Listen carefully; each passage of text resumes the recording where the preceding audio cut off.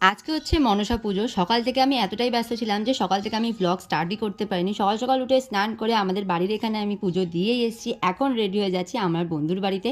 ওদের বাড়িতে প্রত্যেক বছরই মনসা পুজো বিশাল বড় করে হয়। তো এই বছরও নিমন্ত্রণ করেছে।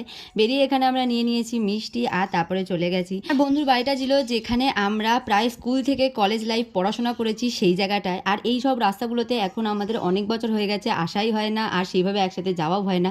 যেহেতু আজকে একসাথে যাচ্ছি আমরা না বেশ মজা করতে করতে গেছি। আর রাস্তার মধ্যে না আমরা একটা নতুনত্ব ফুলও দেখতে পেয়েছিলাম, সেটাও ওর জন্য নিয়ে নিয়েছিলাম। গিয়ে তো দেখছি এখানে পুজো দেওয়া স্টার্ট হয়ে গেছে। আর আমরা যখন গেছি তখন অঞ্জলি দেওয়া স্টার্ট হয়ে গেছিলো। কিছুক্ষণ ওখানে দাঁড়িয়ে আমরা অঞ্জলি দেখার পরপরই এখানে পুজো কমপ্লিট হয়ে গিয়ে তারপর সবাই তো এখানে নাচানাচিও স্টার্ট করে দিয়েছে। তারপর আমরা ঘরে চলে এসেছিলাম কারণ বিশাল গরম লাগছিলো। এখানে এসে কোল্ড ড্রিঙ্কস খেয়ে প্রসাদ নিয়ে আমরা চলে গেছিলাম ছাদে কিছুক্ষণ ঘোরাফেরার জন্য। ওরও অনেক কটা বন্ধু এসেছিলো, সবাই মিলে ওখানে আমরা ফটো টটো তুললাম। তারপর ফাইনালি আমরা চলে এসেছি।